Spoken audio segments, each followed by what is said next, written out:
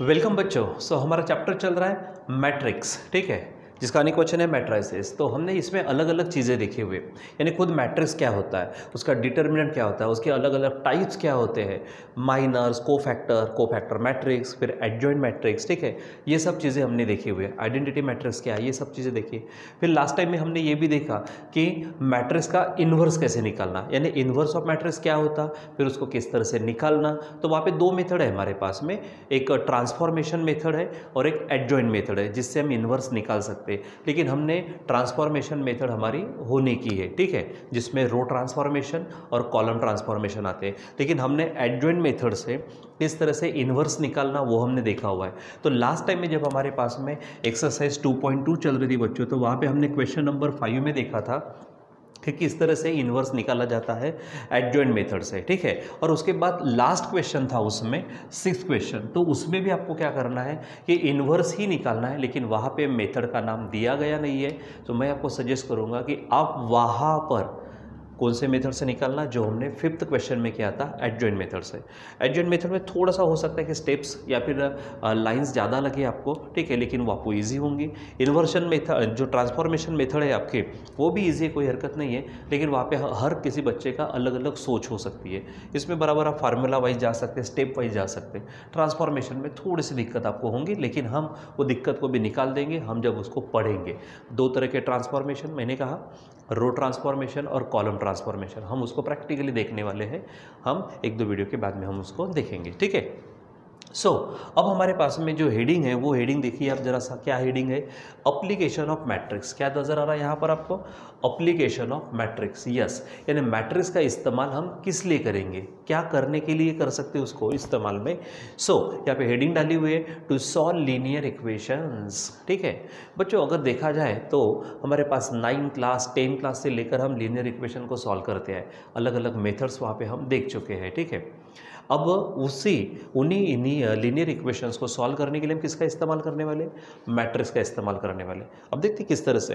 तो यहाँ पर हेडिंग डाली गई है बाय इन्वर्शन मेथड, ठीक है, यानी इन्वर्स फाइंड करके आप लीनियर इक्वेशन को किस तरह से सॉल्व कर सकते हो वो हमको देखना है, ठीक है।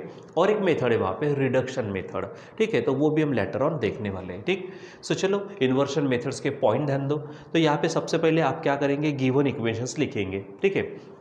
जैसे यहाँ पे मैंने एग्जांपल लिया हुआ है, x + 2y = 2, 2x + 3y = 3। यहाँ पर a1x + b1y = c1, a2x + b2y = c2 ये लिखा हुआ है।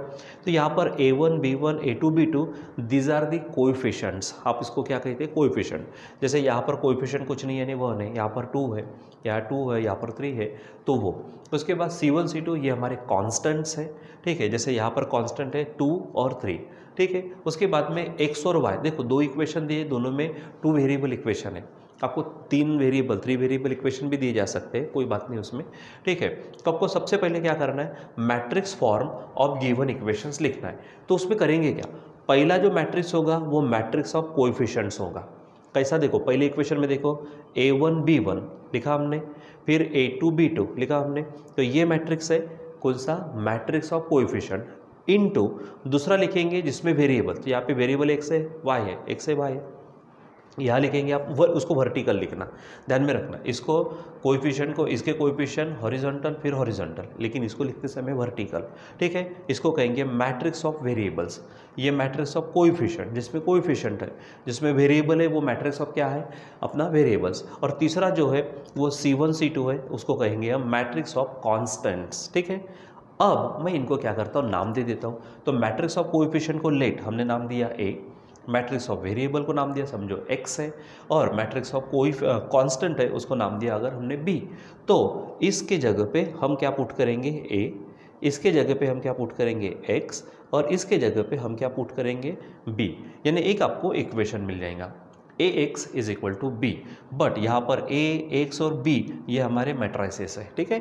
अब ये इक्वेशन फर्स्ट समझो, फिर उसके बाद क्या करना है, सबसे पहले तो क्योंकि हमारा नाम है यानी यहाँ पर linear equation by inversion method, यानी आपको इन्वर्स फाइंड करना है। लेकिन बच्चों इन्वर्स फाइंड करने की सबसे पहली कंडीशन ये है कि वो जो मैट्रिक्स आपको दिया जाता वो नॉन सिंगुलर मैट्रिक्स चाहिए, यानी उसका जो डिटर्मिनेंट आने वाला है वो डिटर्मिनेंट 0 नहीं आना चाहिए। तो first of all find the determinant of that matrix A, ठीक है। फिर ए जो हमारे पास है वो नॉन जीरो होगा, मतलब नॉन सिंगुलर होगा, तो A inverse you can find, यानी ए इनवर्स एग्जिस्ट करता है, ठीक है। अब जैसे आप इसको find A inverse by adjoint method, ठीक है, या फिर ट्रांसफॉर्मेशन मेथड। तो एक्चुअली हम एडजॉइंट मेथड पढ़ चुके हैं, तो हम एडजॉइंट मेथड से सॉल्व करेंगे। अगर हम ट्रांसफॉर्मेशन पढ़ने के बाद आपको अगर ट्रांसफॉर्मेशन मेथड ईजी लगती है तो आप किसी भी मेथड से सॉल्व कर सकते हैं, वहाँ पे कोई कंपल्शन नहीं है, ठीक है। उसके बाद suppose we got the inverse of A, यानी हमको इन्वर्स मिल गया ए का, ए इन्वर्स। तो फिर क्या करना है, pre multiplying equation 1 by A inverse.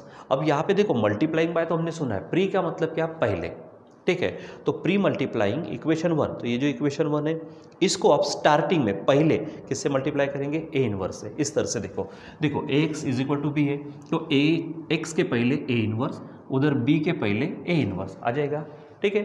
फिर उसके बाद में ए इनवर्स है और ये ए को साथ में ले लो, इज इंटू एक्स होगा, और यहाँ पे ए इनवर्स और बी ये जो मैट्रिसेस आपको मिलेंगे उनका वहाँ पे प्रोडक्ट है, तो वहाँ पे आपको मल्टीप्लिकेशन करना है। मल्टीप्लिकेशन किस तरह से करना है ये भी हम देख चुके हैं, multiplication, addition, subtraction, scalar multiplication, ये सब चीज़ें हमारी हो चुकी है। आप उसको बराबर रिवाइज करिए, समझे, ठीक है।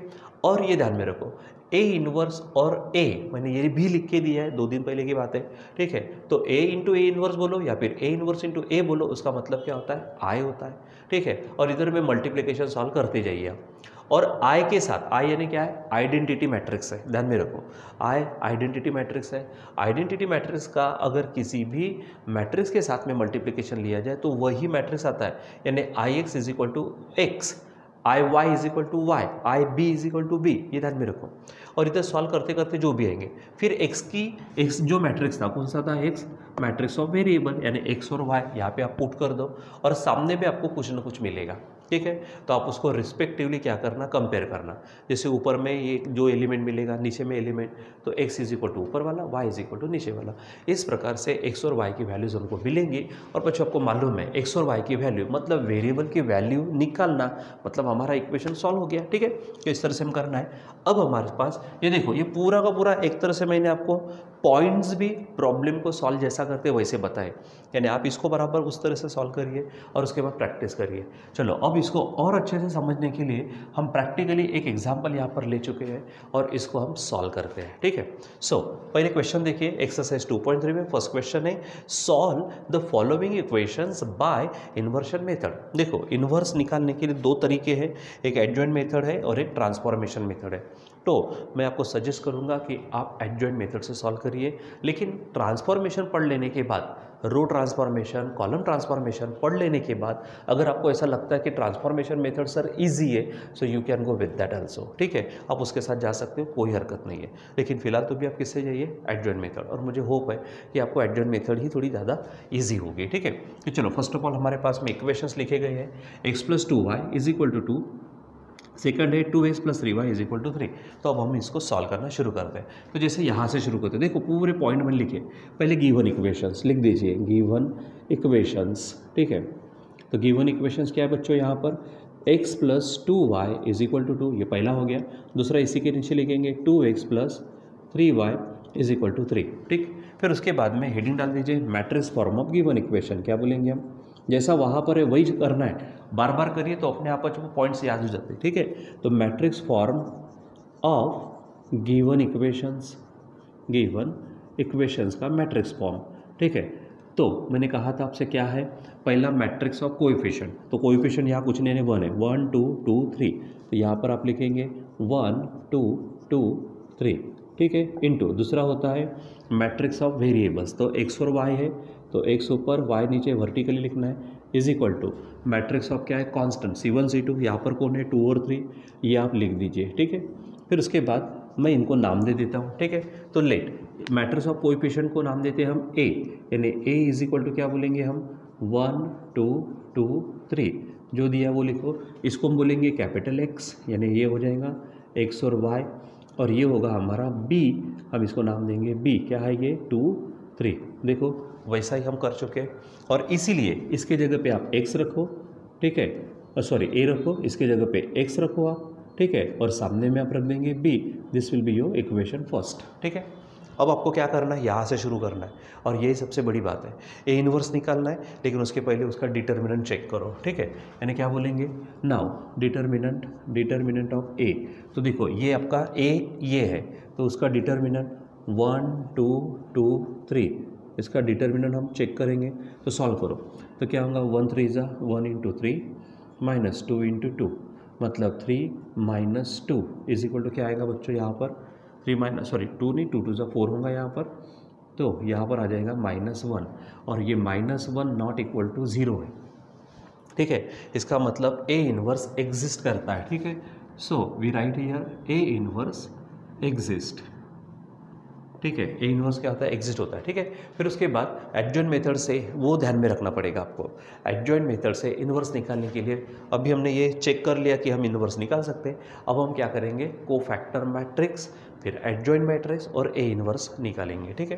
तो चलो काम करो यहाँ पर कोफैक्टर मैट्रिक्स, ठीक है, कोफैक्टर, ठीक है, कोफैक्टर्स ऑफ ए आई जे, क्या फार्मूला है ए आई जे का, तो आपको मालूम है सी आई जे इज इक्वल टू -1 का पावर 1 आई प्लस जे और m आई जे, ऐसा है, ठीक है। तो ए इनवर्स निकालना है, मतलब यहाँ से चेक करना, तो C11, अब देखो क्या कहा मैंने, C11 का मतलब फर्स्ट रो फर्स्ट कॉलम, यानी कौन बचेगा 3, यानी पहले तो ये लिख लो -1 1 + 1 और m11, तो ये 1 + 1 2 होगा, ठीक है, इवन है तो ये 1 आएगा, और m11 तो ए में 1 1 यानी बचेगा 3, तो आपके पास आएगा 3।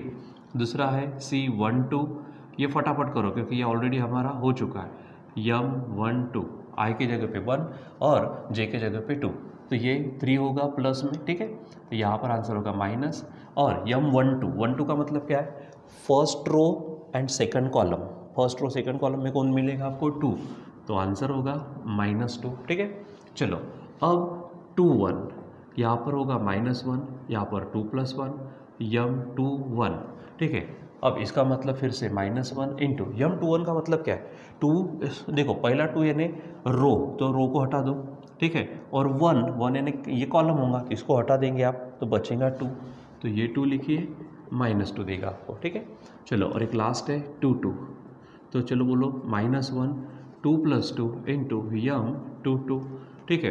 तो यहाँ पे देखो 2 + 2 4, इवन है तो आंसर पॉजिटिव आएगा, m22 यानी सेकंड रो सेकंड कॉलम, तो कौन बचेगा 1, सो फाइनली आपको मिलेगा 1। अब आपको निकालना है कोफैक्टर मैट्रिक्स, तो कोफैक्टर मैट्रिक्स निकालिए। तो कोफैक्टर मैट्रिक्स में देखो यहाँ से ये 3 साइड में -2, फिर -2 और 1, फिर इसका एडजॉइंट निकालिए, तो adjoint of A is equal to, इसका ट्रांसपोज करो, तो रो को कॉलम में बदलो, 3 नीचे में ही आएगा, ये -2 और 1। देखो अब आप ये अगर बोलेंगे कि सर ये कैसा आ रहा है, तो एक्चुअली हम ये सब देख चुके हैं, ठीक है।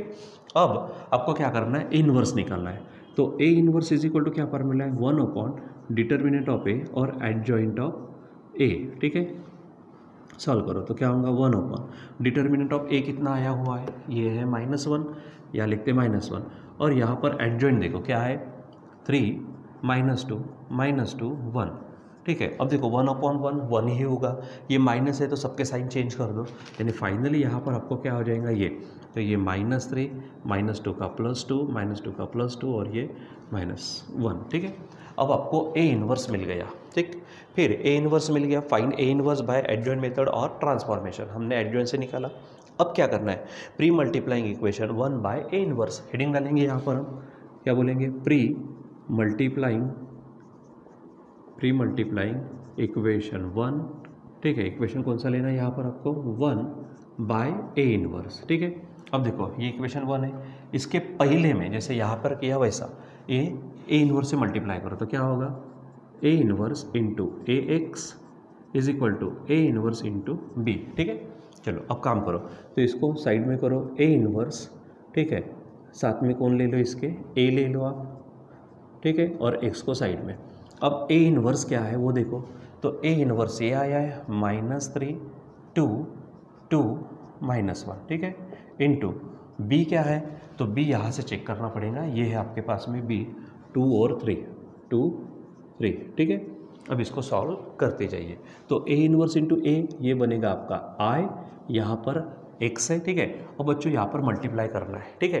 तो मल्टीप्लिकेशन के लिए याद है ना मैंने क्या कहा था, तो उस तरह से यानी रो से कॉलम को मल्टीप्लाई करना है, रो से कॉलम को मल्टीप्लाई करना है। तो चलो करिए, यहाँ पर पहला रो कौन है, -3 2, तो इससे इसको करो, तो -3 इंटू 2 + 2 इंटू 3 होगा, और यहाँ पे और कॉलम नहीं है तो बस हो गया।